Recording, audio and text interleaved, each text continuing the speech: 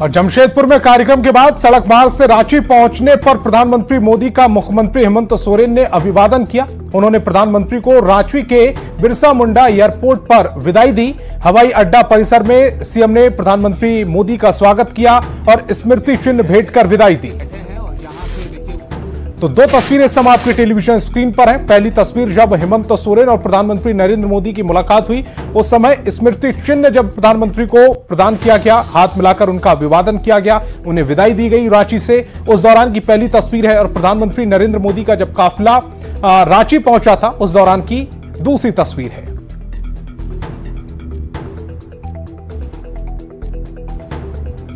और ग्रामीण विकास मंत्री डॉक्टर इरफान अंसारी ने प्रधानमंत्री मोदी के झारखंड दौरे पर कहा है कि इसे लेकर लोगों में उत्साह नहीं था। उन्होंने कहा कि न जनता ने प्रधानमंत्री का साथ दिया और न ही मौसम ने। इसकी वजह से प्रधानमंत्री को रोड शो भी कैंसिल करना पड़ा। उन्होंने दावा किया है कि झारखंड में लोगों को प्रधानमंत्री आवास नहीं, अबुआ आवास चाहिए। लोगों में उत्साह नहीं, मैदान खाली, प्रोग्राम कैंसिल हो गया, जनता भी नहीं और मौसम भी उनके साथ नहीं दे रहा है भाजपा के साथ। तो आप समझ सकते हैं कि आना जाना लगा रहता है, आए जाए कोई फर्क नहीं पड़ता। यहाँ तो एक तरफा आंधी चल रही है हमारी सरकार की कार्यों का। हमने पूछा क्या चाहिए आपको, पीएम आवास चाहिए या अबू आवास चाहिए या मुख्यमंत्री आवास चाहिए, तो लोगों ने साफ कह दिया मुझे पीएम आवास नहीं चाहिए, मुझे मुख्यमंत्री आवास चाहिए।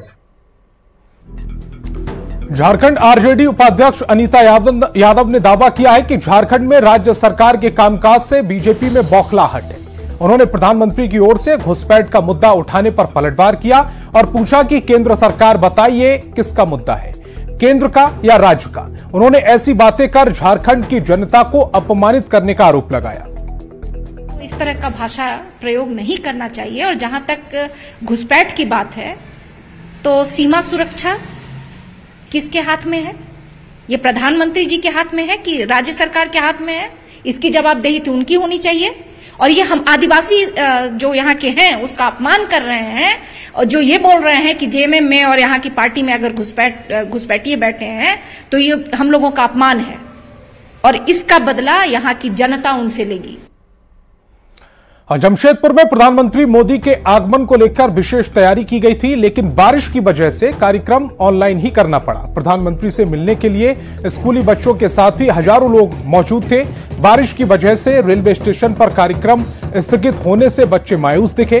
प्रधानमंत्री मोदी के स्वागत के लिए छात्र छात्राएं ढोल नगाड़ों के साथ संथाली और आदिवासी संस्कृति की वेशभूषा में पहुंचे थे। प्रधानमंत्री के स्वागत के लिए जुटे छात्र छात्राओं से बात की संवाददाता आशीष तिवारी ने। नरेंद्र मोदी जी का आज जमशेदपुर में दौरा था और उसी को लेकर देख सकते हैं टाटा नगर रेलवे स्टेशन से वंदे भारत एक्सप्रेस की सौगात देनी थी, मगर लगातार जो बारिश की वजह से उनका कार्यक्रम जो है वो रद्द हो गया और उसके बाद वो सीधे रांची से ऑनलाइन वंदे भारत एक्सप्रेस को हरी झंडी दिखाया है। मगर जमशेदपुर के टाटा नगर रेलवे स्टेशन में प्रधानमंत्री की एक झलक देखने के लिए हजारों की संख्या में स्कूली बच्चे और लोग पहुंचे हुए थे और प्रधानमंत्री का वेलकम करने के लिए यहाँ पर देख सकते हैं कि जो झारखंड की संस्कृति की रूप से पूरी तरह से यहाँ पर सज जो बच्चियां आई थी और प्रधानमंत्री को स्वागत के लिए यहाँ पहुंची थी। मगर सभी के चेहरे देख सकते हैं कि काफी मायूस है क्योंकि प्रधानमंत्री नरेंद्र मोदी यहाँ नहीं पहुंचे। हम एक एक करके बात करेंगे। सोचे थे कि प्रोग्राम अच्छे से करेंगे सर, यदि आएंगे तो स्वागत के लिए, पर वो तो नहीं आ पाए पानी की वजह से। कैसी तैयारी थी आपकी? बहुत अच्छी तैयारी किए थे। हम लोग सोचे थे कि नरेंद्र मोदी आ गया तो अच्छे से स्वागत करेंगे बोल के।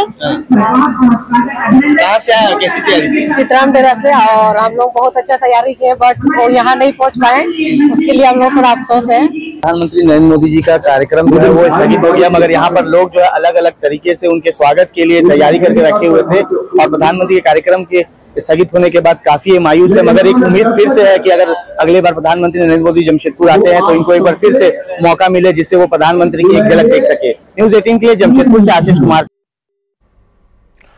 और प्रधानमंत्री मोदी ने जिन 6 वंदे भारत को हरी झंडी दिखाकर रवाना किया, उसमें बैद्यनाथ धाम से वाराणसी तक जाने वाली ट्रेन भी शामिल है। इसे लेकर देवघर के बैद्यनाथ धाम स्टेशन पर भव्य समारोह का आयोजन किया गया, जिसमें रेल राज्य मंत्री के साथ गोड्डा सांसद निशिकांत दुबे और कई गणमान्य लोग मौजूद रहे। सांसद निशिकांत दुबे ने कहा कि वंदे भारत के अलावा देवघर के मधुपुर बाईपास का भी आज शिलान्यास प्रधानमंत्री ने किया है, जिसकी लंबाई 7 किलोमीटर से ज्यादा है। बाईपास लाइन के शुरू हो जाने के बाद गिरिडीह और जसीडीह के बीच यात्रा आसान हो जाएगी। झारखंड में देवघर का क्या स्थान है, ये आपने रेलवे के वीडियो से देखा होगा। माननीय प्रधानमंत्री जी ने जब वीडियो चालू की तो बाबा मंदिर के पूजा से स्टार्ट किया है। आप समझे बाबा बैद्यनाथ में उनकी क्या आस्था है, देवघर में क्या आस्था है और इस आंध्र प्रदेश के विकास के लिए उनका क्या मापदंड है। और आज मेरे लिए तो दो खुशखबरी है। बैद्यनाथ से विश्वनाथ जुड़ रहा है और वाया गया जुड़ रहा है। गया जहाँ की पूरे दुनिया भर के हिंदू आते हैं पिंडदान करने, श्रद्धालु यहाँ जाने आने की असुविधा है। और दूसरा, भागलपुर से जो हावड़ा जा रहा है वो आप समझिए हस्तिया, नोनीहाट, मंदार हिल, दुमका जैसे छोटे जगह पर वंदे भारत रुकेगी। वंदे भारत वहाँ के लोग देखेंगे, ये कल्पनीय है।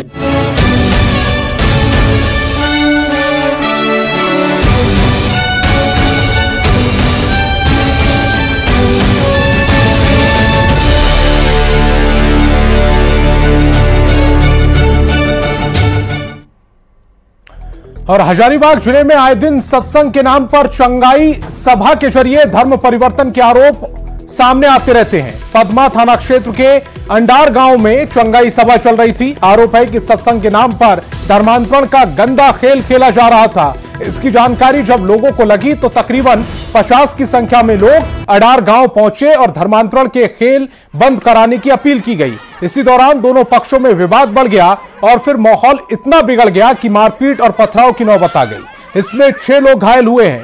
मामले को लेकर दोनों पक्षों की ओर से पदमा थाने में आवेदन दिया गया है। लोगों का आरोप है कि अडार गांव में पिछले 5 साल से सत्संग के नाम पर चंगाई सभा का आयोजन किया जा रहा है, जिसके जरिए बीमारी दूर करने और पैसे का लालच देकर धर्म परिवर्तन कराया जाता है। बरही एसडीपीओ ने पूरे मामले की जांच की बात कही है। एक्सक्लूसिव तस्वीरें इस समय आप टेलीविजन स्क्रीन पर देख पा रहे हैं, किस तरह से महिलाओं से लेकर पुरुष तक इस मारपीट में, इस पथराव में शामिल रहे हैं। वो एक्सक्लूसिव तस्वीरें इस समय आप अपनी टेलीविजन स्क्रीन पर देख रहे हैं।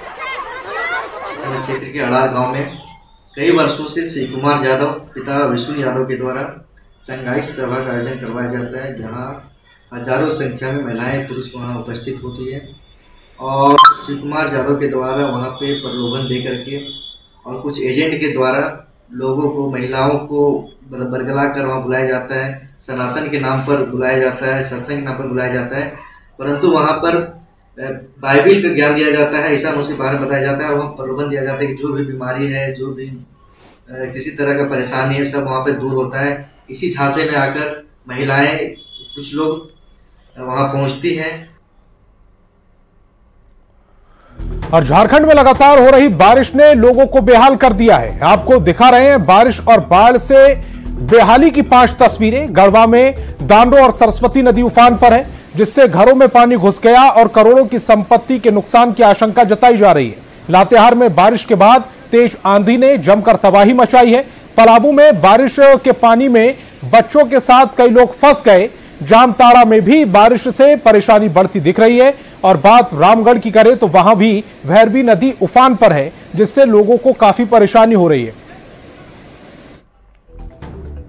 और पलामू में औरंगा नदी के बाढ़ में फंसे 5 बच्चों को 8 घंटे के बाद सुरक्षित निकाला गया। यहां एक बच्चे को बचाने के लिए 5 बच्चे बाढ़ में फंस गए थे।